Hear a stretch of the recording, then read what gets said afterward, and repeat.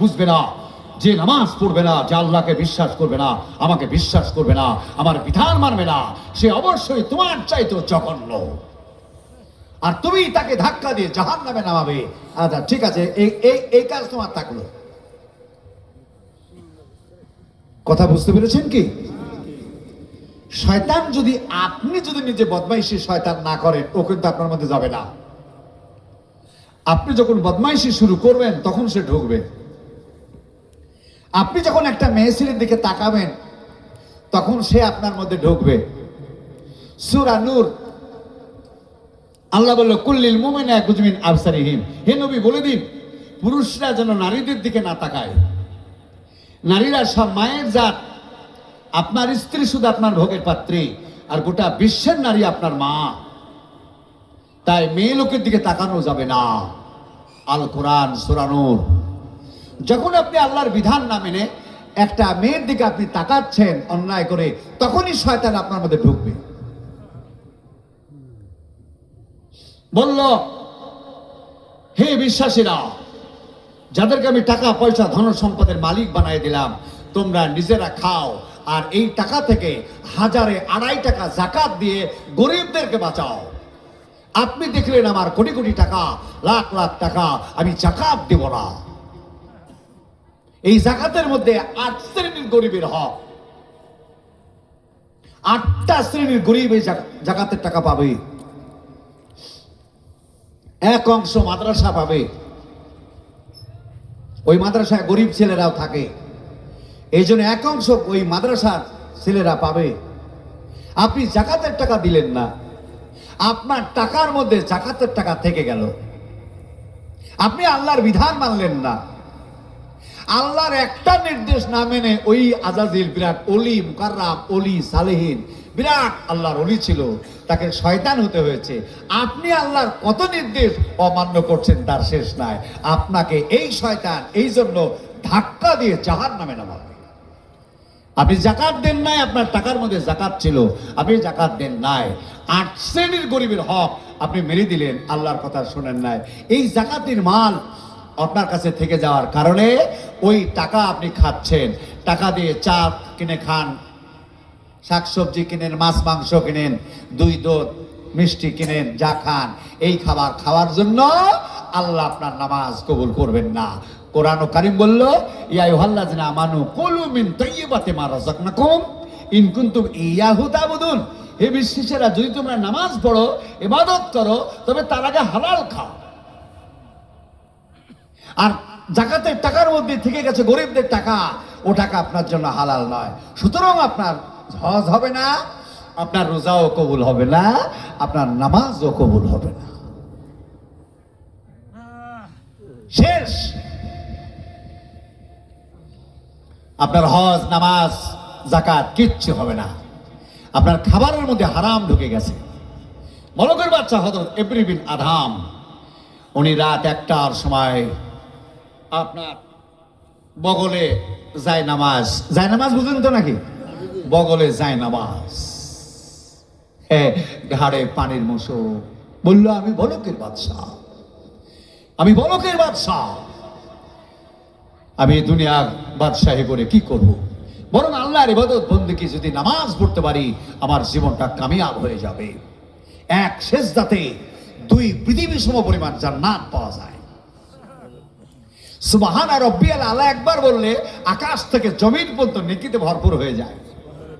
আর একবার সুবহানা রাব্বিয়াল আলা বললে আল্লাহ জান্নাতে আপনার জন্য গাছ লাগায় দেয়। ওই গাছটা এত বড় হবে যার চারিদিক দিয়ে আপনি ঘোড়ায় চড়ে ঘুরে আসতে 500 বছর সময় লাগবে। নামাজ এখন আপনারা বুঝতে পারেননি। আমি নামাজ সম্পর্কে আপনাদেরকে ডিসকাস করব, যেন আমি সুযোগ পাই না। নামাজ এত বড় গুরুত্বপূর্ণ বিষয়। তো একবার বলেছেন সুবহানা রাব্বিল আলা, তাতে আপনার আকাশ থেকে জমির মতো নেকিতে ভরপুর হয়ে গেল। আর একবার বলেছেন সুবহানা রাব্বিল আলা, আপনার জন্য জান্নাতে গাছ লাগানো হলো। একবার যদি সুবহানা রাব্বিল আলা বলাতে একটা গাছ হয়, জীবনে নামাজে কত সুবহানা রাব্বিল আলা বলেছেন, আপনার বাগান জান্নাতে কত বিশাল। কোনো একদিন যদি আল্লাহ আমাকে বাঁচায় রাখে, আমি সিরেফ জান্নাত নিয়েই লড়াই চালাবো আপনাদের সাথে।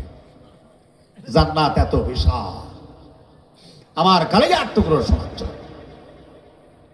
নামাজ এত দামি, নামাজ এত সুন্দর, এক সিজদাতে 2 পৃথিবীর সম পরিমাণ জান্নাত, যাতা কথা নাই। মসজিদে আপনি নামাজের জন্য যাচ্ছেন, 1 ধাপ দিয়েছেন, 1 বছর ধরে নামাজ পড়লে যত নাকি তত নাকি আপনার আমল নামাত আল্লাহ জমা দিয়ে দিল।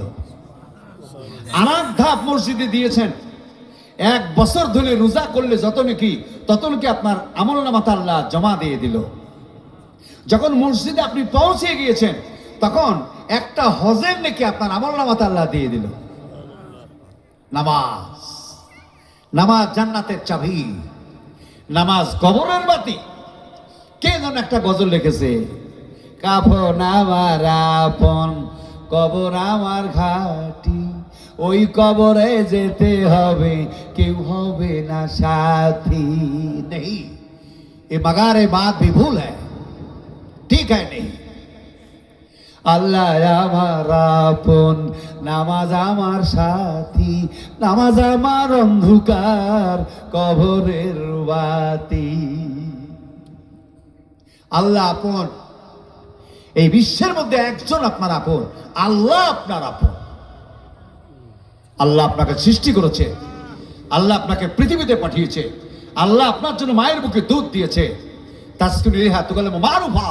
আপনার জীবনের শান্তির জন্য একটা নারীকে সৃষ্টি করে আপনার কাছে দিয়ে দিয়েছে। বলুন সুবহানাল্লাহ। 60 ফুট আদম জান্নাতে তিনি তৈরি। ভালো লাগে না? যেখানে বসে আছেন বসে আছেন, যেখানে ঘুমায় তাকে ঘুমিয়ে আছে। আল্লাহ বলেন, ওর বাম সাইড থেকে, এখান থেকে, এই যে এখান থেকে, বুক থেকে, এর জন্য মেয়েদেরকে বুকে রাখতে হয়। এরা বুকের জিনিস, পুরুষের বুকের জিনিস মেয়েরা, কারণ এই বুকের হাড় কেটে নারীদেরকে সৃষ্টি করা হয়েছে। এর মারেফাতে বলল, ওদেরকে ভালোবাসো, মেয়েদেরকে ভালোবাসো, ওকে বুকে থেকে তৈরি করা হয়েছে। এই যে ওকে হাড় না, এর মধ্যে 1 খান কেটেছে আদমের, আদমের হাড়ে থেকে মেয়েদের তৈরি। আর গোটা বিশ্বের মাটি দ্বারা আদমের তৈরি। এর জন্য দেহ বিশেষজ্ঞরা বলল, মন আমার দেহ তরি সন্ধান করি, বানায় আছেন কোন মিস্ত্রি, মন আমার দেহ তরি 8 কুঠুরি 9 দরজা, মাঝে মাঝে ঝরকা কাটা, দেহু আমার জগৎ খানি, চোখটায় আমার তারকা, মন আমার শূন্য আকাশ, মাথায় আমার আরশমণি, তাহার পরে আছেন আল্লাহ বিশ্ব বিরাজমণি। 8 কুঠুরি 9 দরজা, 2 কান 2 চোখ 6, 4 2 নাক 6, মুখ 7, পেশাবের দ্বার 8, পায়খানার দ্বার 9। 8 কুঠুরি 9 দরজা, মাঝে মাঝে ঝরকা কাটা, নমকুক গুলা মাঝে মাঝে ঝরকা কাটা, তার ভিতরে বসে আছেন মওলায় আমার কাদের গনি। এই যে দিল না, দিল, এই দিলের মধ্যে আল্লাহর একটা আরশ আছে। জ্ঞান গোচরে আল্লাহর শরীরে আছেন আরশের উপরে, কিন্তু জ্ঞান গোচরে আপনার মনোনিভৃতের মধ্যে আল্লাহর একটা আরশ আছে। ওই আরশের মধ্যে আল্লাহ তার সিংহাসনে সমাসীন। আপনি মনে মনে যা গিরগির করেন, শুয়ে শুয়ে যা বলছেন, কি আপনি অঙ্ক আঁকাচ্ছেন, কার টাকা মারবেন, কার কি চুরি করবেন, কার মেয়ে আপনাকে ভালো লেগেছে, আপনি কখন জেনা করবেন, ব্যভিচার করবেন, কার কি চুরি করবেন, সব আপনি মনে মনে বিছনার মধ্যে শুয়ে শুয়ে আঁকছেন, আর আল্লাহ সব দেখছে। হ্যাঁ ঠিক আছে।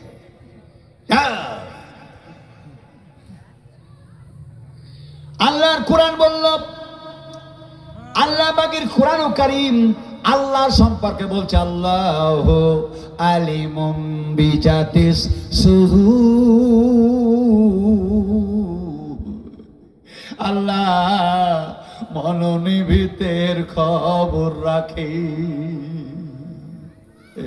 মনাবার দেহ তরি সন্ধান করি, এমন করে বানায় আছেন ও সে কোন মিস্ত্রি। এর ভিতরে আল্লাহ বসে আছে, আপনাকে দেখছে। সূরা হাদীদ 57 নম্বর আয়াত, এই 4 নম্বর আয়াত 57 নম্বর সূরা, ওয়া হুয়া মাকুম, আল্লাহ বলে তুমি যেখানে থাকো আমি সেখানে আছি। আইনামা কুনতুম, তুমি যা করো তা আমি দেখি। আল কোরআন। আল্লাহকে জানেন, সব আগে আপনি আল্লাহকে জানেন। ভাই আমার, বন্ধু আমার, হযরত ইব্রাহিম বিন আদম ভাবলেন এক সেজদায় রে দুই পৃথিবী সমপরিমাণ জান্নাত, আমি জান্নাতের মালিক হব রে। এই দুনিয়া আমি চাই নাই, না যাবেন না আমার বগলে পানির মোশক, পানির ঠিলি, ওখানে তো কাদামাটি নাই, চামড়ার ঠিলি, কলসি নাকি বলেন আপনারা, চামড়ার ঠিলি ঘাড়ে। আর রাত 1টার সময়তে ওনার বিশ্ব সুন্দরী স্ত্রী খাটে শোয়ায় ঘুমাচ্ছে। না, এর চাইতে আমার আল্লাহপুর, আমার ছেলে, আমার স্ত্রী, আমার রাজ সিংহাসন, আমার এই বলকের রাজত্ব থেকে আমার আল্লাহপুর, এটা ক্ষণস্থায়ী। একদিন আমাকে চলে যেতে হবে। মৌলানা সাহেব বলছিলেন একটু আগে, এখান থেকে চলে যেতে হবে। কখন মরণ আসবে জানি না, এভিল টেস্ট অফ ডেথ জানি না। তাই চাই নামাজ বগলে, পানির মশুরটা পিঠে, বাড়ি থেকে পালানো শুরু করলো। চলে যাব মক্কায়, জীবনকাল নামাজ পড়বো, নামাজ পড়বো। মালিক না, আমি বলকের বাদশাহী করব না, আমি তোমার নামাজ পড়বো, আমি জান্নাতে যাব, তোমার নির্দেশ পালন করব। নামাজ নামাজ, হ্যাঁ দিল তো না, হয়তো ধরে ফেলতে পারে এরা। রাত চলে যাবে, স্ত্রী আমাকে খুঁজবে, সে আমার পিছনে ধা করবে, আমাকে খুঁজে বার করবে না। আর দিল তো দৌড়াতে দৌড়াতে দৌড়াতে দৌড়াতে দৌড়াতে সারা রাত বলকের শহর অতিক্রম করলো। রাত চলে গেল, স্ত্রী চোখ খুলে খুঁজছে ওকে, নেই হ্যাঁ, মगर कहां गया वो मेरे दिल, वो मेरे जान, मेरे प्राण कहां गया, वो भी कहां गया, मेरे दिल मेरे जान। দুজনের মধ্যে এমন মহব্বত ছিল, প্রেম ভালোবাসা ছিল, কেউ কাউকে থাকতে পারতো না। কিন্তু আল্লাহর মহব্বতে হযরত ইব্রাহিম বিন আদম তার স্ত্রীকে ফেলে সব ফেলে দিয়ে পালাতে শুরু করলো। নামাজ পড়বে তাই মক্কায় চলে গেল। প্রতি ধাপে 2 রাকাত করে নফল নামাজ পড়েন, শুকরিয়া নামাজ পড়েন, আর মক্কার দিকে রওনা দিলে। সকাল বেলায় উঠে স্ত্রী খুঁজতে লাগলো, কোথায় গেল আমার মুরিব, আমার বাদশা, আমার স্বামী, সে কোথায় গেল? তোমরা বলতে পারো আদম কোথায় গিয়েছে? বলে না, আমরা জানি না কোথায় গিয়েছে, জানি না। না, ভালো লাগে না আদম নে আমার এ রাজবাড়ি, ভালো লাগে না, কোথায় গেল রে এ আমার প্রাণের বন্ধু। স্বামী মেয়েদের প্রাণের বন্ধু। যে মেয়েরা স্বামীর সঙ্গে দুর্ব্যবহার করে তারা মূর্খ। স্বামী তার জীবনের শান্তি, স্বামী তার গর্ব, স্বামী ছাড়া তার জীবনের কোনো দাম নাই। খুঁজতে লাগলো কোথায়, এ শহর সে শহর, 13-14 বছর খুঁজতে খুঁজতে আদমকে পেলেন। আদম চলে গেছে মক্কায়। তিনি মক্কায় গিয়ে প্রতি বছর হজ করেন আর 5 ওয়াক্ত নামাজ পড়েন, তাহাজ্জুদ পড়েন। তার নামাজই সম্বল। আল্লাহ বলেছে নামাজ পড়ো। স্ত্রী তাকে খুঁজতে খুঁজতে পেল না। বহুদিন কাল পর রাস্তায় পড়ে স্ত্রীর মরণ হয়ে গেল। আর বাড়ি ভালো লাগলো না, স্বামী নাই, বাড়ি ভালো লাগে নাকি? না, আল্লাহ বলল তাসকুনিলিহা তুকাল্লিমু মারুফা, তোমাদের শান্তির জন্য আমি তোমাদের নারীদেরকে সৃষ্টি করেছি। নারীর জন্য পুরুষ একটা গায়ের চাদর, আর পুরুষের জন্য নারী তার গায়ের চাদর। স্ত্রীর জন্য দুর্ব্যবহার করবেন না, স্ত্রীদের মারপিট করবেন না, স্ত্রীদের মারপিট করবেন না। তবে তাকে পর্দায় রাখবেন, তাকে পর্দায় রাখবেন, তাকে হেফাজতে রাখবেন, একে চালাতে হয়। সূরা নিসার 34 নম্বর আয়াত, আল্লাহ বললেন আমি নারীদের উপরে পুরুষকে মালিক করেছি। নারীদের চাইলে পুরুষকে আমি ক্ষমতা বেশি দিয়েছি। একটা মেয়ে ছেলের ব্রেন 280 গ্রাম, আর আল্লাহ পুরুষকে দিয়েছে 427 গ্রাম ব্রেন। পুরুষ নারীর চাইতে পুরুষের ক্ষমতা অনেক বেশি। তাই যে মেয়েটা পুরুষের কথা মতো চলবে, তার স্বামীর কথা মতো চলবে, সে জান্নাত পাবে। আর যে মেয়েটা তার স্বামীর কথা মতো চলবে না, উসকে লিয়ে জাহান্নাম হ্যায়। যদি কোনো মেয়ে ছেলে 5 ওয়াক্ত নামাজ পড়ে, তারপরে তার স্বামীকে ভালো চোখে দেখে না, আল্লাহ তাকে জাহান্নাম দিবে। সাবধান। স্বামী আপনার গর্ব, স্বামী থেকে আপনার সৃষ্টি হয়েছে, আদমের বুক থেকে সৃষ্টি হয়েছে, আপনার বুকে থেকে সৃষ্টি হয়েছে। এর জন্য স্ত্রীকে সবসময় তাকিয়ে থাকতে হয় স্বামীর মুখের দিকে, কি বলে, কি চায়, সবসময় তার দ্বারস্থ থাকতে হয়। তার সাথে কোনো দুর্ব্যবহার করা যাবে না। স্ত্রী রাস্তায় পড়ে মারা গেল, 13-14 বছর হয়ে গেল মক্কায়, আধাম রাতে কানতে লাগলো, আল্লাহ 13-14 বছর হলো মক্কায় আসা, নামাজ পড়ি, হজ করি, আমার নবী হায়রে জেরুজালেম বাইতুল মুকাদ্দাসে গেছি, সেখানে নামাজ পড়েছেন, আমিও যাব। ব্যাগ গাড়ি, একটা ব্যাগ দিয়ে কিছু খেজুর পানি খাবার টাবার নিয়ে তিনি জেরুজালেম যাচ্ছেন। দিন 40 হয়ে গেল, যেতে 3 মাস লাগবে। খাবার শেষ হয়ে গেছে, এখন পানি একটু আছে, খাবার নাই। ক্ষুধার জ্বালায় পেটে আগুন ধরে গেছে, কিন্তু খাবার গয়। হঠাৎ করে একজন মদিনার ব্যবসায়ী, খেজুরের মালিক, তিনি ঢাকিতে খেজুর, ঢাকি বুঝেন তো, ঢাকি না কি বলেন আপনারা, ঢাকি ডালি মাথায়, উনি বলছে মদিনার খেজুর, মদিনার খেজুর। বললে খেজুরওয়ালা, আমাকে ক্ষুধা পেয়েছে, আমাকে খেজুর দে। খেজুর নিয়ে এসে দাড়িতে তুললো। সাবধান, ভালো করে শোনার চেষ্টা করবেন। এখানে শোনার জিস্ট এইটা ধরাবার জন্য আমি এসেছি, আপনাদের সামনে এসেছি। দাড়িতে তুলেছে খেজুর অনেকগুলা। উনি বলেন এত দিও না, আমি এমনি রাস্তায় হাঁটি, এত বইব কি করে, এটা হাঁপ দাও। দাঁড়ি থেকে নামাচ্ছে, নামাতে নামাতে একটা খেজুর ঢাকির ডালির বাইরে পড়ে গেল। খেজুর দিল, উনি কুচাই নিলেন, খেজুরওয়ালা চলে গেল। দেখে তো খেজুর পড়ে আছে, ওইটা কিন্তু মাপের খেজুর না, মাপের বাইরে। ওটা কিন্তু খেজুরওয়ালা ডালিতে পড়তে গিয়ে ডালির বাইরে পড়েছে। কথা বুঝতে পারছেন তো নাকি? ভালো করে বুঝেন, ভালো করে বুঝেন। আল্লাহ কিন্তু বলবে, সে মুর্শিদাবাদ থেকে, কলকাতা থেকে এসেছিল হজরত, তোমাদেরকে কি বুঝিয়ে যায়নি, বলবে কিন্তু একদিন। এখন বাইরে পড়েছে, ওটা তুলে কুচায় রাস্তায় চলে, 5, 6, 7, 8, 10টা খেজুর খায়, পানি খায়, যেতে যেতে যেতে নামাজ পড়ে, নামাজ পড়ে, নামাজ এক শেষটাতেই তুই পৃথিবী সম পরিমাণ জান্নাত।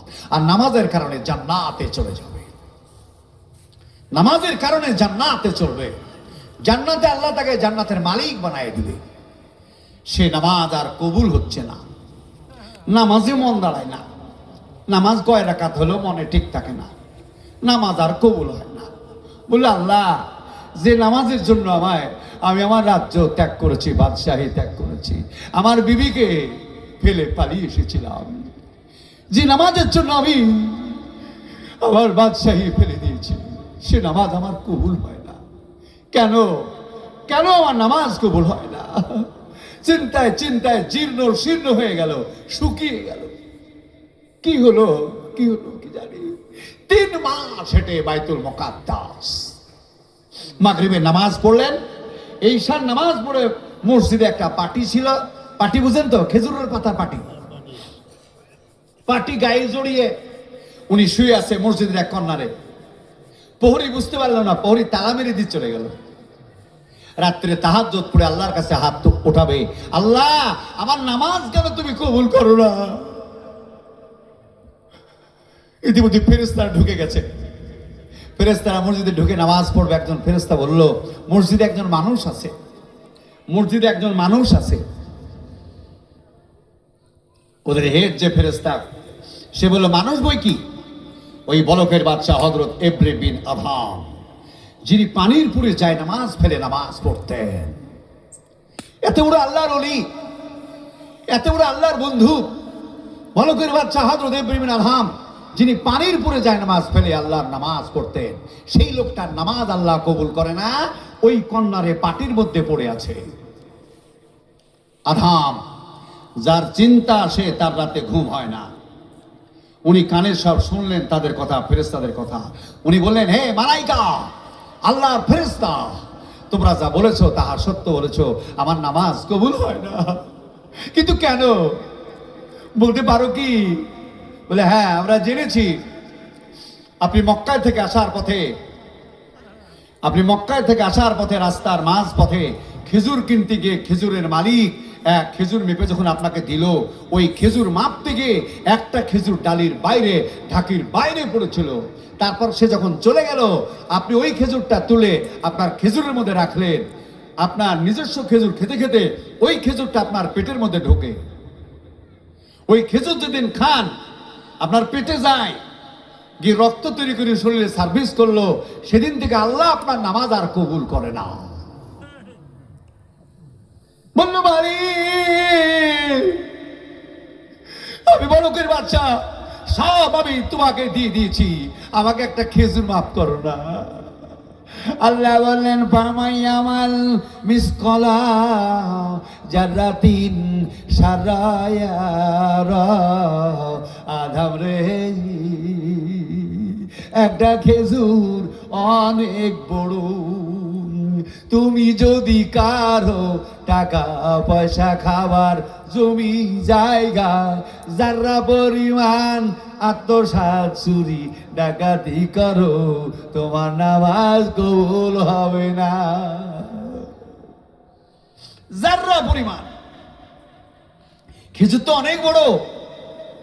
ওহী দিয়ে দিয়েছে আল্লাহ সূরা বাকারার মধ্যে, ইয়া আইয়ুহাল্লাযিনা আমানু কুলু মিন তাইয়্যিবাতি মা রাযাকনাকুম আশকুরু লিল্লাহি ইন কুনতুম ইয়াহু তা'বুদুন। হে বিশ্বাসীরা, তোমরা যখন নামাজ পড়বে তখন হালাল রুজি খাবে। সাবধান, আপনি যাকাত দেননি, ওই গরিবদের টাকাগুলো আপনার টাকার মধ্যে, যাকাতের মধ্যে রয়ে গেছে, আপনার নামাজ কবুল হবে না। আপনি কারো টাকা মেরে খান, আপনি নাড়িতে মাপতে গিয়ে কাউকে কম দেন, কারো কাছ থেকে বেশি নেন, এইরকম আপনি চালাকি চালাচ্ছেন। আর যত চালাকি আল্লাহর কাছে ধরা পড়ছে, আল্লাহ বলো, আহুয়া মাকু, আমি সব সময় তোমার কাছে আছি। আইনামা কুনতুম, তুমি যা করো তা আমি দেখি। আদম কাঁদতে কাঁদতে বললো, দেখুন আমার উপায়, বলো উপায়টা কি হবে এখন? আমি কি করবো? আমার এই জীবন, এই জীবন, এই জীবন। মাথা ঠুকতে লাগলো, কি করলাম? বললো, দেখো, মাথা ঠুকো না, ওই খেজুরের মালিককে খুঁজো। সাবধান, ওই মালিককে খুঁজো, খুঁজে মালিকের কাছে মাপ চেয়ে নাও, আর নাহলে তোমার যদি টাকা থাকে তাকে দিয়ে দাও। বললো, কোথায় পাবো? সে মদিনার, জেরুজালেম থেকে মদিনা বহু দূরে, কয়েক মাসের রাস্তা, তাকে কোথায় পাবো? হে মালিক, এক খেজুরের জন্য আমার জীবন শেষ হয়ে গেল। এই মুহূর্তে যদি আমার মৃত্যু হয়ে যায়, ওই খেজুরের জন্য আমি জাহান্নামে চলে যাব। অতএব কি করি? খুঁজতে লাগলো। খেজুরালা মদিনা, খেজুরালা কোন দাসে আসো, কোন দাসে যাবরি। কোথায় যাব? সে মালিক, সে খেজুরের মালিক কোথায় আছে? খুঁজতে শুরু। বছরের পর বছর, প্রায় 12 বছর চলে গেল। চিন্তায় চিন্তায় আদম জীর্ণ শীর্ণ হয়ে গেল, শরীর শুকিয়ে আঙুলের মতো হয়ে গেল। পরকালের চিন্তা, এই খেজুরের জন্য আমার জাহান্নাম হবে। জাহান্নাম ভয়ঙ্কর জায়গা, জাহান্নামে যাওয়ার কাজ করবেন না। আমি অন্যদিন আপনাদের জাহান্নাম দেখাবো, জাহান্নাম কাকে বলে। বাপ কলেজার টুকরো না, খেজুরওয়ালা नहीं, कभी भी नहीं है। कहां गेलो मेरे किया होगा, हमारे জীবনের কি হবে? বহুকাল পরে রোম সাগরের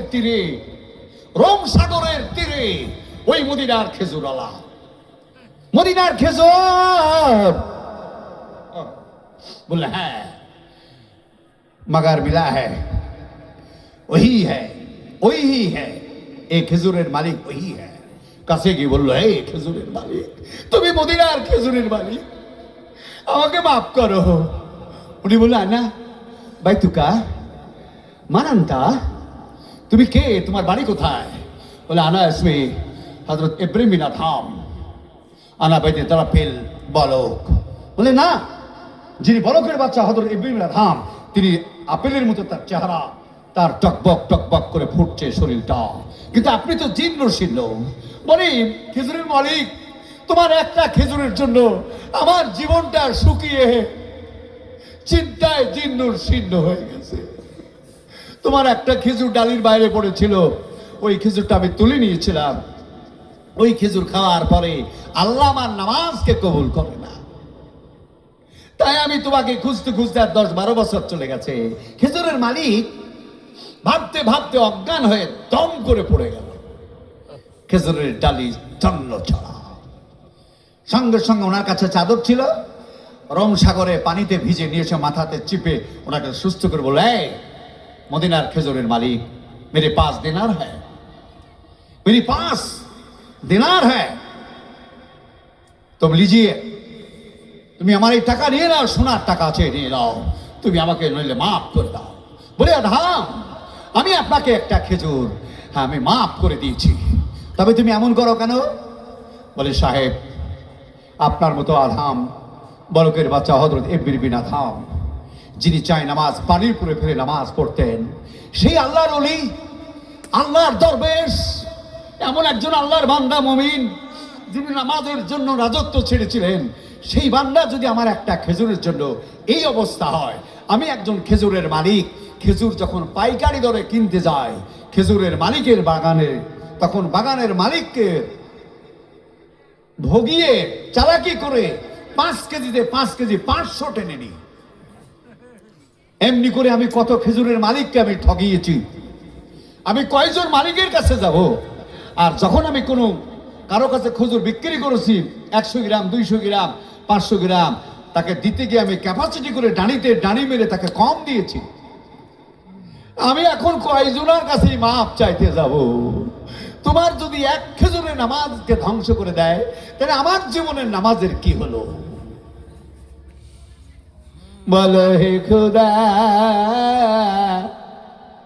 যাকে খুশি দান করো রাজ সিংহাসন, কারো হতে কেড়ে নাও সাম্রাজ্য রত, সকল শক্তি তোমার হাতে,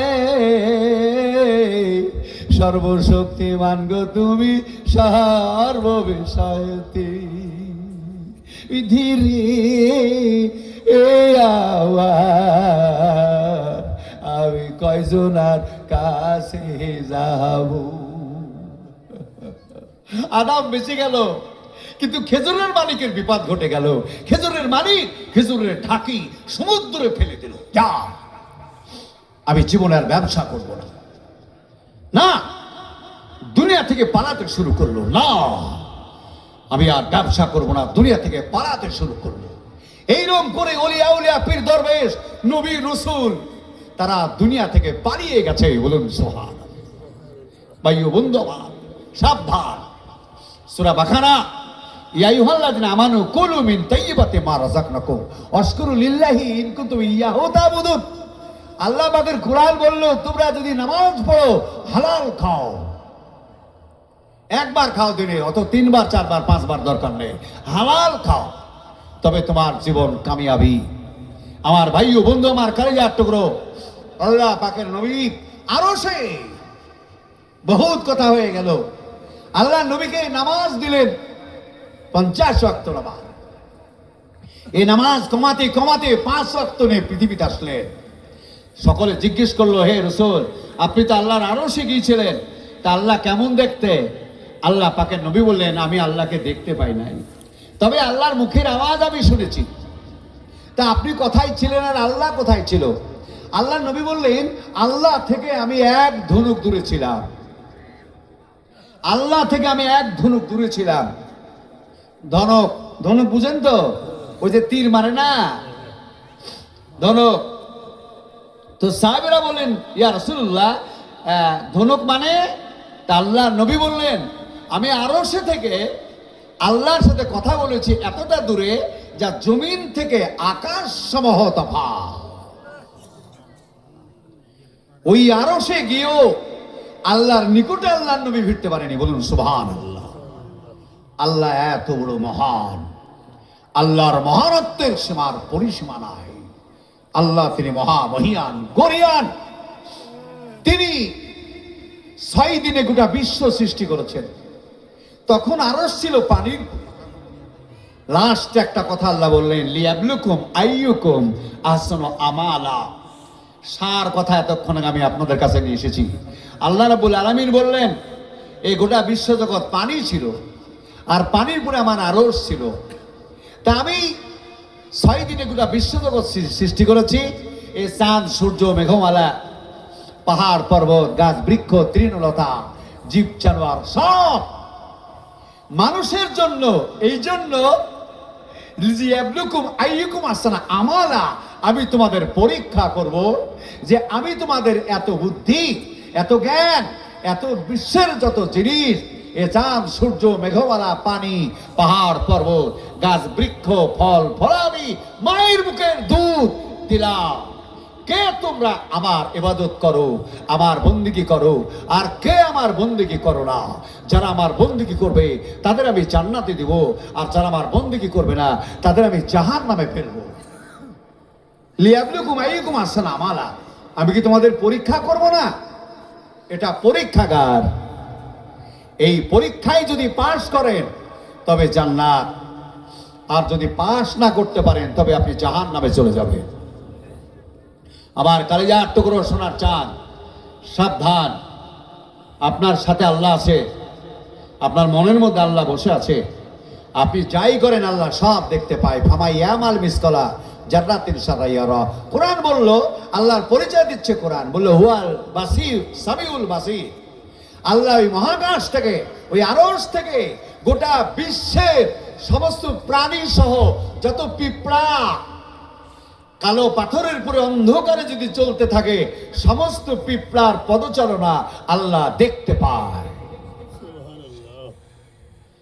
গোটা বিশ্বের প্রাণী সহ, বনজ প্রাণী, স্থল প্রাণী, জলস্য প্রাণী, সমস্ত প্রাণী সহ অন্ধকারে যখন চলতে থাকে পিঁপড়া সহ, তো পিঁপড়ার পায়ের শব্দ ও সামিউল বাসীর, আল্লাহর কানে তার শব্দ পৌঁছায়। আল্লাহ এত মহান, আল্লাহ এত বড় মহান। এই জন্য আগে আপনি আল্লাহকে জানুন, আগে আল্লাহকে জানুন আপনি। এই জন্য আল্লাহকে ডাকুন, সবসময় আল্লাহর জিকির করুন, কান খোলা রাখুন মসজিদের থেকে কখন আজান হয়। আপনি নামাজ পড়েন, সাবধান থাকেন, কথা বলেন কম। পুরানো কারিম বলল, ইয়া আইয়ুহাল্লাযিনা আমানু কুলু কাওলান সাদীদা। হে বিশ্বাসীরা, তুমি যখন কথা বলবে সত্য বলো। তুমি যখন কথা বলো তখন সত্য বলো, মিথ্যা কথা যেন বলো না। কারণ দিন সত্য, কোরআন সত্য, নবী সত্য, মহাসত্য আল্লাহ। অতএব তুমি সেই সত্যকে বিশ্বাস করেছো, অতএব তুমি সত্য কথা বলো, মিথ্যা কথা তুমি বলো না। প্রত্যেকটি মানুষ যদি নিজের জীবনে জিহাদ করেন, যে জিহাদি সাহেব বলে গেছে, না আমি বলিনি, আমার আল্লাহ, আল্লাহ বলেন সূরা আল আহজাব 33 নম্বর সূরা আল আহজাব, আল্লাহ বলেন ইয়া আইয়ুহাল্লাযিনা আমানুত্তাকুল্লাহ কুলু কাওলান সাদীদা। হে বিশ্বাসীরা, তুমি যখন কথা বলবে তখন সত্য কথা বলো, মিথ্যা কথা আপনি বলবেন না। যে মিথ্যা বলে সে কাজ্জাব, কাজ্জাবু ফিন্নার, কাজ্জাবের জন্য জাহান্নাম। সত্য কথা বলেন, কথা অল্প বলেন, বেশি কথা বলবেন না, কথা অল্প বলেন। চোখ যদি পারেন কানা করে দেন, চোখ তুলে ফেলে দেন। এই চোখে যেন কোনো মায়েদের দিকে দৃষ্টি না যায়, কোনো খারাপ জায়গায় যেন দৃষ্টি না যায়। আপনার বিচার হবে ওদিকে তাকানোর জন্য। কলেজার টুকরো শোনা চান, মায়েদেরকে সাবধান করেছে আল্লাহ পাক। সূরা আল আহজাবে আল্লাহ বললেন, হে নবী, আপনার স্ত্রী আর মুমিনদের স্ত্রী, হ্যাঁ, আর আপনার কন্যাকে বলুন তারা যেন মাথার সঙ্গে বুকটাকে যেন ঢাকে, যেন মাথার সঙ্গে বুককে ঢাকে। বুরখা গায়ে দিলেই রাস্তায় চলা যাবে না। মেয়েদের ব্যাপারে কোরআন সাবধান করে দিল, হে সাহাবীরা, তোমরা নবীর বাড়ির মধ্যে প্রবেশ করো না, তোমরা নবীর বাড়ির মধ্যে প্রবেশ করো না।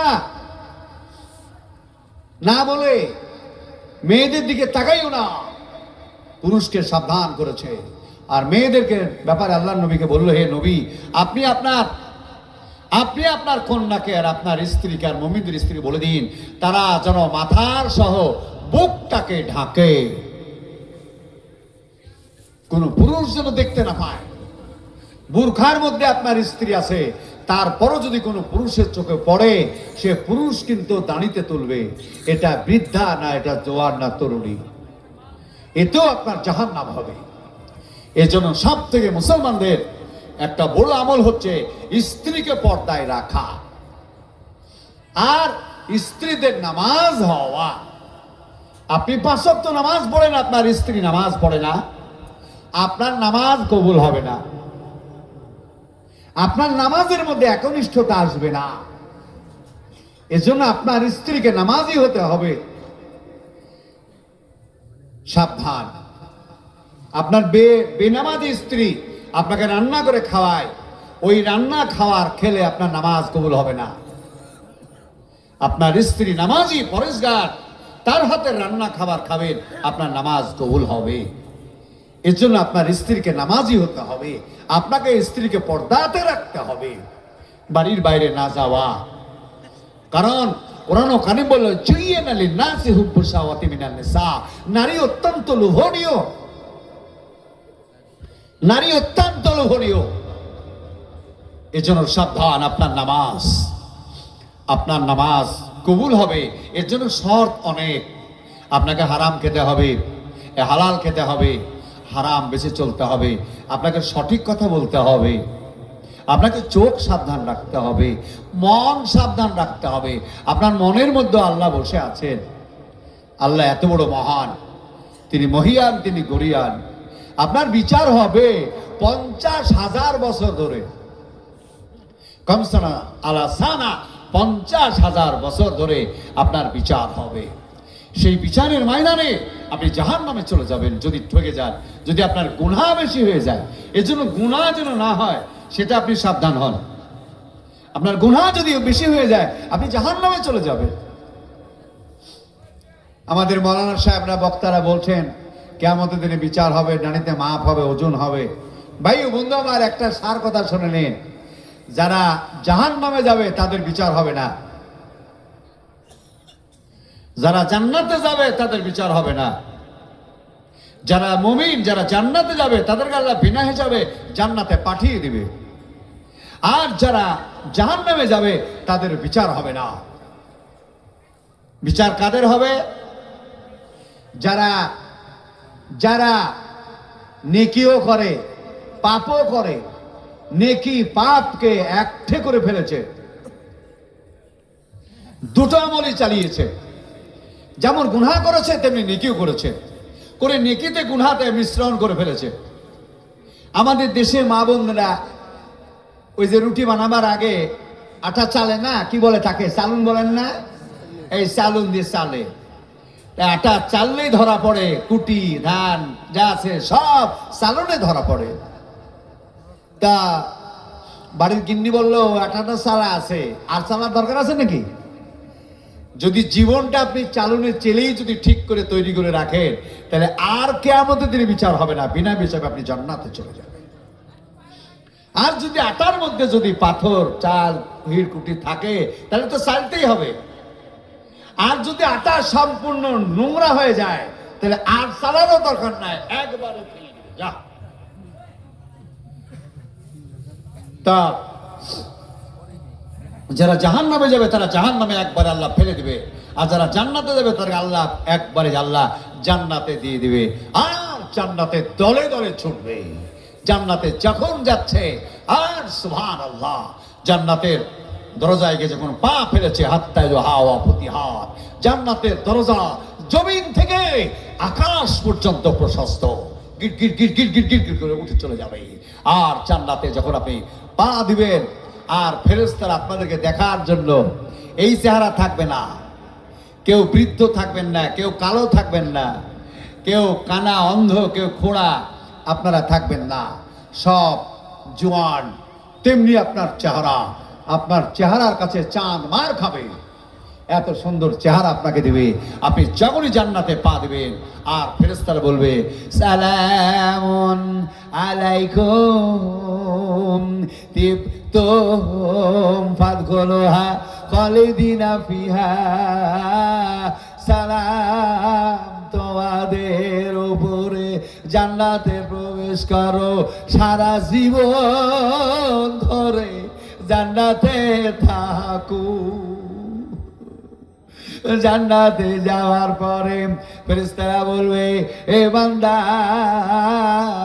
এইটা তোমার বাড়ি গো।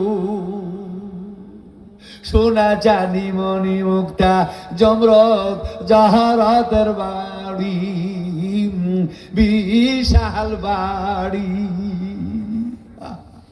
আপনি আফসোস করবেন, মালিক আমি কি কি আমলে এই বাড়ি বানাইছি। আল্লাহ বলবে, তোমার নামাজের কারণে তুমি এই বাড়ি বানিয়েছ। সোনার চাহান সে পস্তাবে, হে আল্লাহ আরো কেন নামাজ পড়িনি। বিশাল বাড়ি, বাড়ি কত বড় আমি বলতে পারবো না, বিশাল।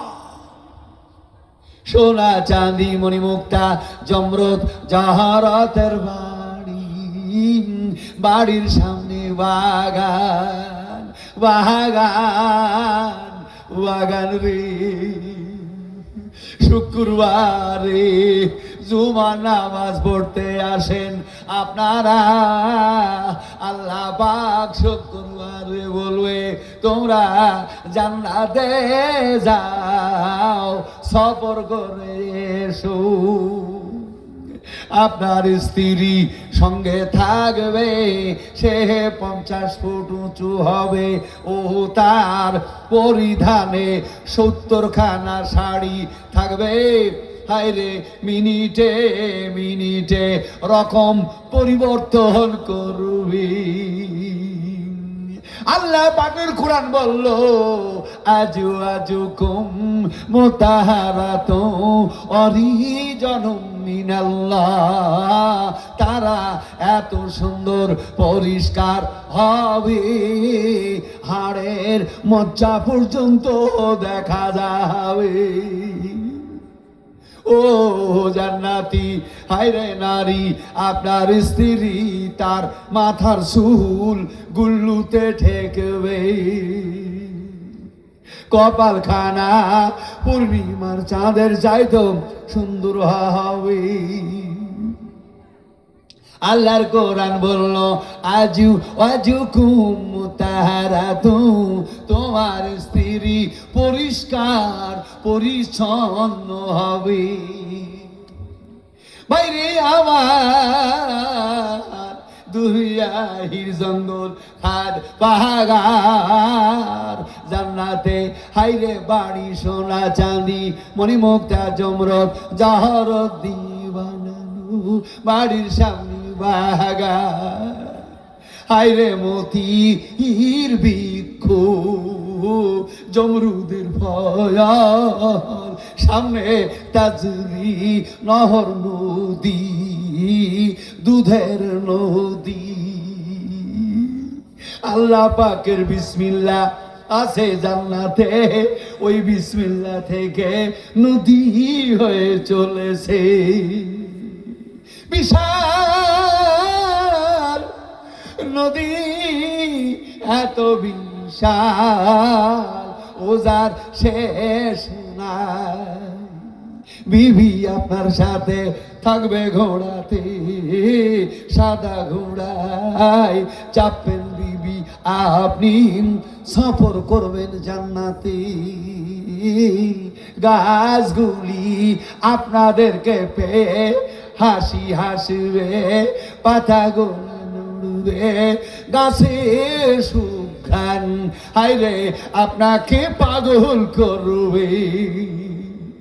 স্ত্রীর শরীরে আংটি আংটি, হীরা মতির আংটি, জমরুদের আংটি, হাইরে আংটি, ওরে তু চেহারা নাক গোলা বাঁশির মতো, হাইরে চোখ গোলা পটল চিরা, চা মুখখানা পূর্ণিমার চাঁদের মতো।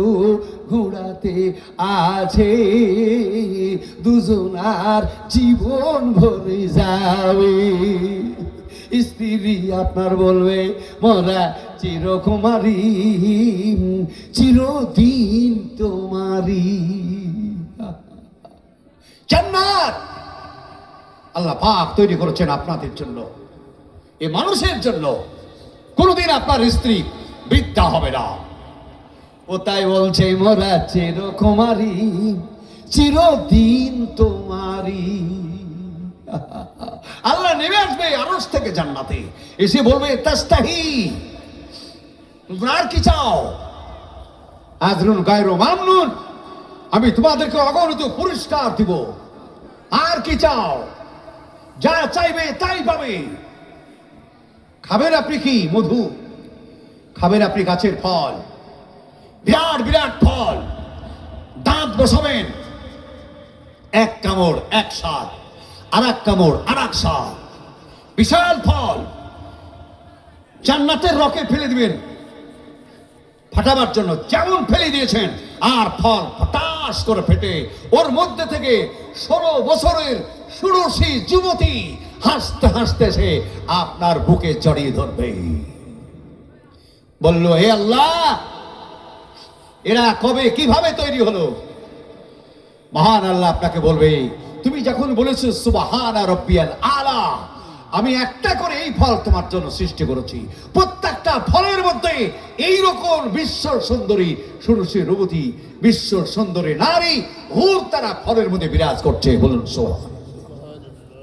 কালেজার টুকরো সোনা চান দুনিয়া, ফেলে দিন দুনিয়া।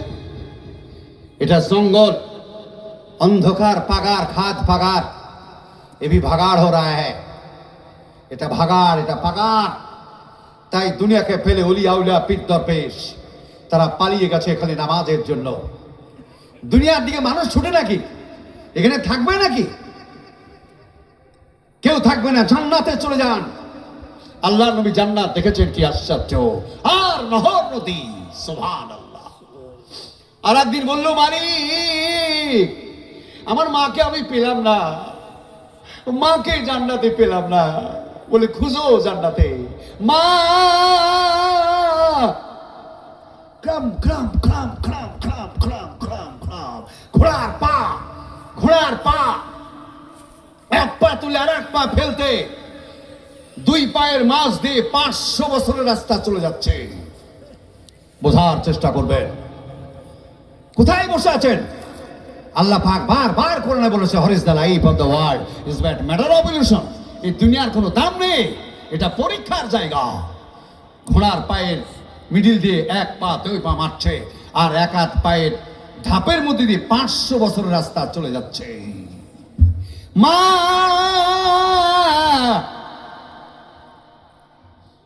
বলল, মালিক, মালিক রে, সারা জান্নাত মাকে পাইলাম না। বললো, বান্দা, তুমি তোমার মাকে পাবে না, তোমার মা জাহান্নামে চলে গেছে। নামাজ পড়তো না, এই জন্য জাহান্নামে চলে গেছে। আব্বাকে খুঁজি দেখি সে আছে কিনা। আব্বা, বাজান, নেই হ্যাঁ, কাহা গেল? আল্লাহ বলল, তিনিও নামাজ পড়তেন না, পাপ কাজ করতেন, জিনা করতেন, ব্যভিচার করতেন, সুদ খেতেন, ঘুষ খেতেন, লটারি কাটতেন, এই জন্য উনি জাহান্নামে চলে গেছেন। কেউ কেউ খালি থাকবে, স্ত্রী পায় নাই, খালি ঘোড়া নিয়ে ছুটছে। এই বিবি, আপনার বিবির নাম ছিল হাজেরা। আপনি মৌলানা জালালউদ্দিন সাহেবের মুখে শুনেছিলেন আপনার স্ত্রী আপনার সঙ্গে ঘোড়ায় চড়বে, এটা আপনার আশা। কিন্তু সে কই, সে কই, কোথায় গেল? ডাকবেন, হাজেরা, হাজেরা। ভালো লাগবে না। স্ত্রী যদি কাছে না থাকে ভালো লাগবে না। সে মনের শান্তি। কোরআন বলল তাসকুনি রেহা তোকালেমো মারুফা, তোমাদের শান্তির জন্য তাদেরকে সৃষ্টি করেছে। না, স্ত্রী পেলেন না। আল্লাহ বলল, বান্দারে তুমি নামাজ পড়তে, তোমার বিবি নামাজ পড়তো না, সে হাবিয়া দুজকে, ও হাবিয়া দুজকে। বলতো মালিক গো, তাকে আমি না পেলে আমার জীবন বাঁচে না। আল্লাহ বললেন, তাস্তাহি, তুমি আমার কাছে ডাকো, আমার কাছে দোয়া করো, আমি তোমার দোয়াকে কবুল করে তোমার স্ত্রীকে জাহান্নাম থেকে বাঁচাবো। বলুন সুবহানাল্লাহ। তাস্তাহি আনফুসাকুম, তুমি আমার কাছে চাও, আমি তোমাকে তোমার স্ত্রীকে দিয়ে দেব। বলুন সুবহানাল্লাহ। কয়লার টুকরো স্ত্রীকে নামাজে যায়, নামাজে দাঁড়িয়ে দিয়ে আপনি মসজিদে যাবেন। আয় ওঠো। অনেক আপনার স্বামী স্ত্রী তুই তো কার করে, এই উঠ, চ, এই কর, সেই কর। স্ত্রী কেউ গাছে তো ওকে তুলেন, তুলি বলে উজু করো। যদি স্বামী স্ত্রী সহবাস করেন, গা ধন, স্নান করেন, ওকে দাঁড়িয়ে দেন নামাজে, তারপর আপনি মসজিদে চলে যান। আপনি মসজিদে গেলেন, তাকে বললেন না নামাজ পড়তে, সে রান্না করে, বাড়ির কাজ কাম করে, আপনি শুধু শুধু আপনি নামাজ পড়েন, এর জন্য আপনাকেও জাহান্নামে যেতে হবে। ওকে নামাজে বানাতে হবে। আল্লাহ পাক বললেন, যাও, তুমি আমার কাছে চেয়েছো, এর জন্য আমি তোমার স্ত্রীকে জাহান্নাম থেকে তোমাকে দিলাম, নাও। আল্লাহ পাকের শুকরিয়া। এর জন্য বলো আলহামদুলিল্লাহ রাব্বিল আলামিন, সমস্ত প্রশংসা আল্লাহর জন্য। আল্লাহ পাক 3 বার আসবে জান্নাতে, প্রতিদিন 3 বার করে জান্নাতে নামবে। আপনি 3 বার করে আল্লাহকে দেখবেন। আল্লাহর চেহারা এত সুন্দর, অপূর্ব সুন্দর আল্লাহর চেহারা। আল্লাহকে দেখলে আপনার জান্নাতের সব কিছু নিয়ামত আপনার স্মরণ থেকে বিলুপ্ত হয়ে যাবে। আল্লাহ এত সুন্দর। বলুন সুবহানাল্লাহ। কলেজার টুকরো শোনার চান, আল্লাহ অপূর্ব সুন্দর। তাই জীবনে হালাল কামাই করুন, হালাল খান, 5 ওয়াক্ত নামাজ পড়ুন, বাপ মায়ের খেদমত করুন, চোখটা সাবধান করুন। কোরআন পড়তে হয়েছে, তাফসীর পড়তে হয়েছে। এই তো আপনার 74 বছর বয়স চলছে, এত খাটতে হয়। 1988 সালে মরবি পড়ে এসেছি, আজকে চলছে 74 বছর বয়স চলছে, 25 সাল চলছে। এত খাটা, এত খাটনি, এত গবেষণা এই কোরআন নিয়ে, তাফসীর নিয়ে। কোরআনের তাফসীর যে কত, সুবহানাল্লাহ, এই জিনিসটাকে তোলার জন্য। এর জন্য আমার কালেজার টুকরো শোনা চান, নিজকে সাবধান করুন। চলুন আল্লাহর দরবারে জান্নাতে আপনাকে দেখতে আসবে আল্লাহ। আল্লাহ দেখার মতো পূর্ণিমার চাঁদের মতো তাকে দেখা যাবে। আর সে বলবে, কি চাও, আর কি চাও, আর কি চাও, তুমি কি চাইবে? আজরুল গায়রু মামনুন, আমি জান্নাতে তোমার জন্য পাখির গোস্ত মসমস করে চাবাবেন গোস্ত। জীবনে পেশাব পায়খানা হবে না। দুনিয়ার বুকে একটি জায়গাতে খায় দায় সব করে, পেশাব পায়খানা করে না। জায়গাটা কোথায় বলুন তো, দেখা যাক। এই দুনিয়াতে একটা জায়গা আছে, সেই জায়গাতে খায় দায় কিন্তু পেশাব পায়খানা করে না। জায়গাটা কোথায় হুজুর, কোথায়? হ্যাঁ জি না, ভালো করে বুঝেন। খায় দায় কিন্তু পেশাব পায়খানা করে না। খাওয়ার কোথায় যায়? আপনি দুনিয়াতে খেলে তো পেশাব করেন, পায়খানা করেন, কিন্তু ওইখানে খায় দায় কিন্তু পায়খানা করে না। সে জায়গাটা কোথায়? মায়ের পেটে। Right, your answer right. মায়ের পেটে ওর নাভিতে দেখেন তার ভেলানো আছে। আল্লাহ কত বৈজ্ঞানিক, হ্যাঁ তা দেখেন না, নাভিটা আবার মিডিল, আবার ডাইরেক্ট পেটে ঢালছে, আর তারটা খানিকটা বড় তার, পেঁচানো পেঁচানো পেঁচানো তার, ওই তার দিয়ে মায়ের পেট থেকে, মায়ের শরীর থেকে রক্ত খাবার এসে গিটগিট করে নামছে ওখানে, কিন্তু সেখানে পায়খানা নাই। একটা বেলুন, বেলুন রেহেম, রেহেম ওটাকে রেহেম বানানো হয়, বেলুন, আর সেই বেলুনের মধ্যে খাদ্য খাবার, মায়ের পেট থেকে যত খাবার ঢালছে ওখানে ওর পেশাবও হয় না, পায়খানাও হয় না। জান্নাতের মাটিতে, জান্নাতের বুকে আপনি কাবাব খাবেন, পাখির গোস্ত খাবেন, মধু খাবেন, শরবত খাবেন, দুধের নদীর তীরে আপনার বাড়ি। আল্লাহ বলেন, বান্দা এই তো দুধের নদীর ধারে তোমার বাড়ি, হায়রে বাড়ি বাগান, আর একটা জাগাতে এ বাড়ি আসিরি। আইরে জান্নাতুল আদিন, এইটা জান্নাতুল আদিন রে, জান্নাতুল নাইমে আর একখানা বাড়ি আছে। ওই বাড়িটার সামনে দুধের নদী, হায় রে সেখানে হো জান্নাত, সেখানে হো বাড়ি, সেখানে হো বিবি আসি। আল্লাহ বলেন, বান্দারে আর একটা জান্নাত আছে, এই জান্নাতুল আদিন, ওইখানে বাড়ি বালাখানা, আর পারে বাগান আছে, আর বাগানের সামনে মধুর নদী। বাইরে আমার বন্ধুরে, আমার 8খানা জান্নাত, পর পর 8খানা জান্নাত বানায় আছেন আল্লাহ।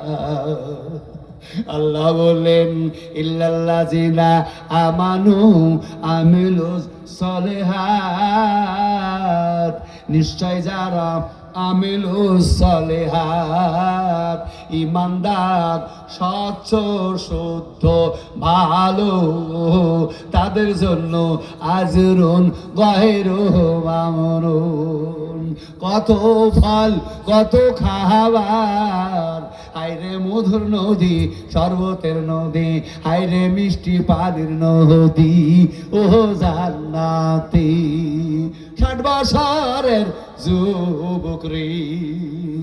স্ত্রীকে আপনি বুকে ধরবেন, তা আপনার জীবন শান্তি হয়ে যাবে, এত তার শরীর নরম হবে, আর এত মিষ্টি আপনার জীবনকে একদম শান্তি দিয়ে দেবে। আল্লাহ পাক বলে, আজরুন গায়রু মামনুন, এর চাইতে আরো সুন্দর তোমাদের জন্য ব্যবস্থা আছে জান্নাতে। যেমনি খাবেন তেমনি আপনার পায়ে জুতো, সুবহানাল্লাহ, আপনার পায়ে মতির জুতো থাকবে। আল্লাহ আপনাকে তেমনি দিবে জামা কাপড়, তেমনি বাড়ি বিল্ডিং। আল্লাহ রাব্বুল আলামিন কুরআন বলল, খালিদিনা ফিহা, সেখানে থাকবে চিরদিন চিরদিন। আল্লাহ বলল, অরিজন মিনাল্লাহ, আর আমি তোমাদের পরে রাজি খুশি থাকবো। আল্লাহ এত মহামহিয়ান, তিনি মহান আত্মার, মহানত্বের সীমার পরিসীমা নাই। হে বাপ, হে আমার মা, শোনারা, তাই 5 ওয়াক্ত নামাজ পড়ে আল্লাহকে খুশি করেন। চলুন জান্নাতে, দুনিয়ায় কেউ থাকবে না। এজা সামান ফাতারাত, দুনিয়াতে আকাশ ভেঙে পড়বে, দুনিয়া ভেঙে চুরমার হয়ে যাবে, এখানে সূর্যের তাপে পুড়ে সব সাকার হয়ে যাবে। এটা থাকার জায়গা না। তাই চলুন 5 ওয়াক্ত নামাজ পড়ি, ইমানকে শুদ্ধ করি, আর বাপ মায়ের খেদমত করি, প্রতিবেশীকে ভালোবাসি, মানুষকে ভালোবাসি, ভালো পথে চলি। আল্লাহ যেন আমাদেরকে জান্নাত দান করেন, বলুন ইনশাআল্লাহ। আল্লাহ তৌফিক দান করেন। আমার ভাই কালেজা টুকরো শোনাচ্ছেন, 1টার দিকে যাচ্ছে আপনারা ফজরের নামাজ, মার দিবেন ফজরের নামাজ, আপনারা আঘাত আনবেন ফজরের নামাজে, 1টা বাজতে যাচ্ছে। আল্লাহ আপনাদেরকে বোঝার তৌফিক দান করুন, বলুন সুবহানাল্লাহ। যাবেন না, কেউ যাবেন না, হ্যাঁ, কেউ যাবেন না, তাবারক আছে, আগে হযরত বলেছেন দোয়া হবে, দোয়া হবে এবং তাবারক আছে। আচ্ছা, আমার আলোচনাকে আপনারা প্লেন ভাবে বুঝতে পেরেছেন কি? আমি প্রথমে বিজ্ঞান নিয়ে আলোচনা করছিলাম, মহাকাশ নিয়ে।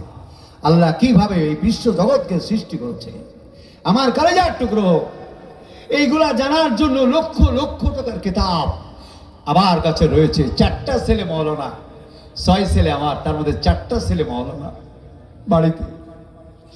ছেলেরা বলছে, আব্বা আপনার ছাত্ররা বলছে যে জিহাদি সাহেব আজ থেকে 30 বছর আগে যেরকম ছিল এখন ওইরকমই আছে, এই কথা তারা বলছে। বলেন না, কারণ আছে, এর পিছনে একটা কারণ আছে। 3টা কাজ আমার হাতে আছে, এই ছেলেগুলোকে আলেম বানানো, আর দেশে একটা মসজিদ তৈরি করছি, মদিনা মসজিদ, 4.5 কোটি টাকা বাজেটে। ওই মসজিদের পাশে একটা হসপিটাল বানাবো, জাতি ধর্ম বর্ণ নির্বিশেষে সকল মানুষের জন্য, চিকিৎসার জন্য। আর একখানা বই লিখলাম, 30-32 বছর সময় লাগলো সোর্সটাকে, বইটা লেখা কমপ্লিট করে ফেলেছি। বইটা ছাপানো চলবে এবার, এই জালসার সারবো, তারপর ছাপানো শুরু করে দেবো। বইটা আসবে, আপনাদের দেশে কিনবেন। সোর্সটা কে ও কেমন, বিস্তারিত কোরআন থেকে। ওটাকে লিখতে গিয়ে বিজ্ঞান জানতে হয়েছে, বিশাল লক্ষ লক্ষ টাকার বই পুস্তক কিনতে হয়েছে। তারপরে আর একটা সমস্যা হয়ে গেছে, বহু দূর দূরান্ত থেকে আমার হিন্দু ভাই খ্রিস্টানরা আমার বাড়িতে যায় মুসলমান হওয়ার জন্য। কয়েকদিন আগে একজন শিলিগুড়ির একজন মা, ট্রিপল ডিগ্রি, তিনি সায়েন্সের ছাত্রী, ওনার একটাই ছেলে, 40টা বাসের মালিক। তার বাস গুয়াহাটি যায়, শিবসাগর যায়, দিল্লি যায়, গুজরাট যায়, কলকাতা যায়। তিনি গিয়েছিলেন ইসলাম কবুল করতে। আমি বললাম, মা বিটি তুমি ইসলাম কবুল করবে কেন? বললো, বাপ আমি আপনাকে নেটে পেয়েছি, আপনার বক্তব্য নেটে শুনেছি, শুনে আপনার খোঁজে খোঁজে এসেছে মুর্শিদাবাদে। আমার শাশুড়ি 6 বছর সুগারের রোগী ছিল, বিছনাগত ছিল। উনি মারা গেলেন, তার একটাই ছেলে, তার স্ত্রী আমি। আমাদের কত কোটি টাকা আমি বলতে পারবো না, 40টা বাসেরই মালিক আমার স্বামী। তো আমার স্বামীকে, আমার শাশুড়িকে মরঘাটে নিয়ে গেল পোড়াতে নিয়ে গিয়ে খড়ির পুরে উবুড় করে শুয়ে একটা সাদা কাফন দিল ওর পুরে। যখন আগুন দিল, কাফনটা পুড়ে গিয়ে আমার শাশুড়ি উলঙ্গ হয়ে গেল। আমি আমার স্বামীকে বললাম, এটা আমাদের ধর্মের ব্যবস্থা? আমি সারা কাল এই কাপড়, এই ব্লাউজ, এই ছায় আমার পরার কি মানে? কোনো মতেই পড়ে না, গায়ে রক্ত নাই, কোনো মতে শাশুড়ি পড়ে না, লাঠি দিয়ে এই পিটতে পিটতে একজন লাঠিওয়ালা আমার শাশুড়ির পিছনের দিকে গিয়ে ওনার ইজ্জতে লাঠি ব্যবহার করলেন। আমি বললাম, এটাই কি, এই বর্বরতাই কি আমাদের ধর্মের নির্দেশ? এ কেউ আর অন্য বিকল্প রাস্তা নেই? বলে না, এমন করেই মরা পড়ায়। আমি বাড়ি চলে এসে 1 মাস আমার চিন্তা দূর হয় না, আমাকে এইভাবে পিটবে আর আমার ইজ্জতের মান সম্মান থাকবে না। কি করি, করতে করতে এক মহিলা মারা যায়, মুসলমান মহিলা। আমি তার সৎকাজ দেখতে যাই, গিয়ে দেখি এই মহিলাকে কিভাবে ধোয়ালো, সুন্দর করে ধুইয়ে 5টা কাফন দিয়ে জড়িয়ে সাদা কাফনে করে আতর গোলাপ ছিটিয়ে খাটলাই করে কবরে নিয়ে গেল। আমি কবরে গেলাম, আমার শাশুড়ির শ্মশানে যেমন গেছিলাম তেমনি কবরে গেলাম। কবরে গিয়ে দেখি সুন্দর করে নামিয়ে দিয়ে শুইয়ে দিয়ে মাটি দিয়ে দোয়ায় হাত তুলে দোয়া করছে। বললাম, ইট ইজ রাইট রিলিজন, এটাই আসল ধর্ম। তাই আমি আপনার কাছে এসেছি, আমার স্বামী আপনার কাছে পাঠিয়েছে, আমি ইসলাম কবুল করব। I bear witness that there is no God save Allah, and I bear witness that Muhammad Mustafa sallallahu alaihi wasallam is the prophet of Allah. ইসলাম কবুল করলেন। কয়েকদিন আগে আরেকজন, 2টো ছেলে আসলো বীরভূম থেকে, ব্যারিস্টারি পড়ছে, ইসলাম কবুল করতে।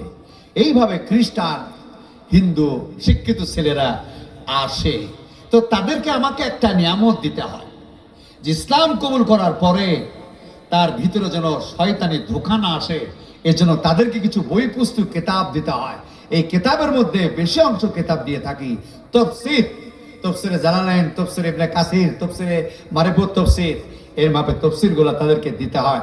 অনেক অনেক বড় বড় শিক্ষিত লোক আসে কাছে, তাদেরকে কিতাব দিতে হয়। তারা কিতাব পাই বলে হুজুর জান ভরে গেছে কিতাব পড়তে, এইভাবে দিতে হয়।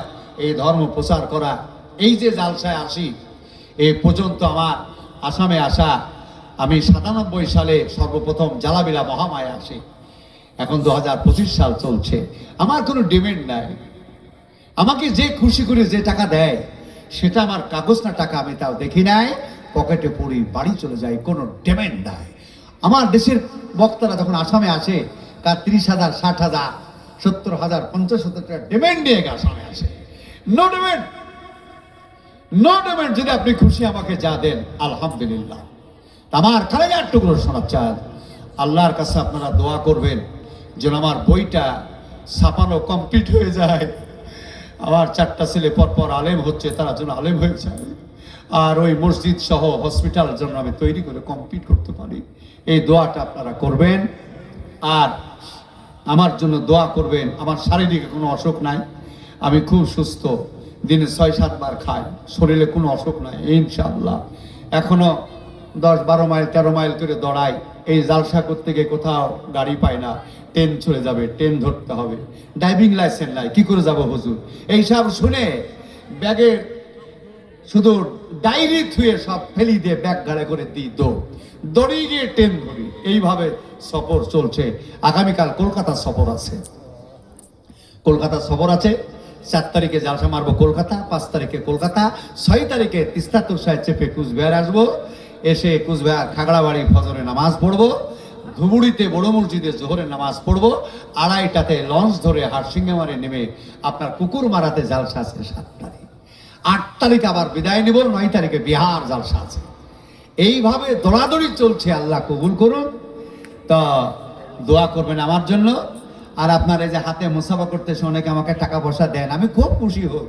এই টাকার মধ্যে বিশাল বরকত থাকে। তো এই টাকাটা এইরকম করে আমাকে না দিয়ে যদি একটা ভাবে দিয়ে দেন, যে একটা তফসিরের দাম 3800 টাকা, তফসিরে আপনার আপনার সেই ইটা এই তফসিরে মারিফত। আর একটা তফসিরের দাম আছে 9,600 টাকা, আর একটা তফসিরের দাম আছে 7,000 টাকা, তফসিরে জালালাইনের দাম আছে 4800 টাকা। এইরকম। তো আপনারা যদি একটা তফসির, যে কোনো একটা তফসির আমাকে দেন সবাই মিলে, খুব ভালো হয়। আল্লাহর কাছে তাহলে দোয়া করব, আমাকে মানুষকে দেওয়া আমার পক্ষে সহজ হবে। তো আমার শোনা, আমার বক্তব্যের সার অংশগুলো মাথাতে নেবেন। আমি আপনাদেরকে খুব পরিশ্রম করে ব্রেনকে ওকে রেখে আমি জান্নাত পর্যন্ত সবর করে বিস্তারিত ভেঙে ইমানের পরে, নামাজের পরে আল্লাহকে আপনাদের পরিচয়ের মধ্যে এনে দিয়েছি। এটাকে ধরে রাখার চেষ্টা করবেন। স্ত্রীর সাথে ভালো ব্যবহার করবেন, বাপ মায়ের সাথে ভালো ব্যবহার করবেন, প্রতিবেশীর সঙ্গে ভালো ব্যবহার করবেন, জমিনের সাথে ভালো ব্যবহার করবেন। কেউ যেন জমিনে জোরে হাঁটবেন না, আল্লাহ পাক নিষেধ করে দিয়েছে। কেউ যেন জমিনের বুকে জোরে হেঁটো না। আল্লাহ জমিনকে জিজ্ঞেস করবে, আকবার আহা, এই জমিন তুমি আমাকে বলো এই মানুষটা সম্পর্কে। যারা জমিনে আছড়িয়ে হাঁটে এদের জন্য জাহান্নাম হয়ে যাবে। এরা দাম্ভিক, এরা জাহান্নামে চলে যাবে। নম্রতার সাথে হাঁটেন, নম্রতার সাথে কথা বলেন। আল্লাহ আপনাদেরকে বোঝার তৌফিক দান করুন। বলুন আল্লাহ আমিন। মাননীয় সভাপতি সাহেব কিছু বলবেন, তারপরে দোয়া করব, তাবারক নিয়ে বাড়ি যাবেন। আমিন।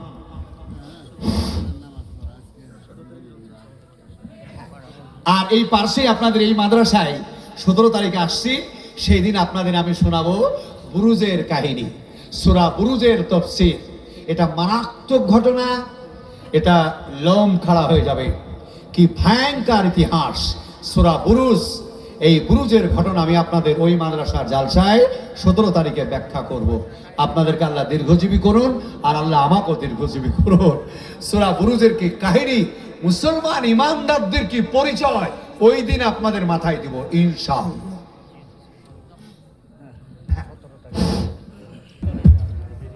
এই একটা কোরআনের আয়াত বলিয়া আপনাদের কাছ থেকে আমি বিদায় নিব। আলহামদুলিল্লাহ কাফা ওয়া সালামুন আলা ইবাদিহিল্লাযিনা আসতাফা। আম্মা